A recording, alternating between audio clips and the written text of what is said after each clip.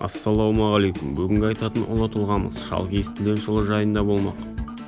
Ол 1465-1560 жылдар аралығында өмір сүрген жырау. Орта ғасырларда қазақ поэзиясының көрнекті өкілі. Ол тек жырау емес, ақын және де батыр.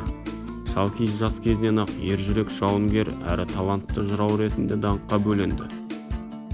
Жігіттік шағы Ноғай ордасындағы Мұса бидің маңайында өткен. Кейіннен үлкен орданың әміршісі Мансұрлы Темір бидің және Ноғайлы Жүсіп бидің төңірегінде, ал өмірінің соңғы кезін қазақ ханы Хақназар маңында өткізді. Жырау туындылары әсерлі, өткір, аз сөзге көп мағына сыйғызған сұлу сазды көркемдігімен ерекшеленеді. Оның шығармаларынан орта ғасырлық қарапайым көшпенділердің өмірі туралы нанымды моральдық түсініктер көрініс тапқан. Ол ертедегі қазақ поэзиясының өрнегін байытқан ақын. Шығармалары алғаш 19 ғасырдан бастап қағаз бетіне түсе бастады. Шалкиіз туындылары орыс тіліне аударылған ақын жыраулардың бірі. Оның шығармашылығын сол дәуірдегі орыс оқымыстылары мен зерттеушілер жоғары бағалаған.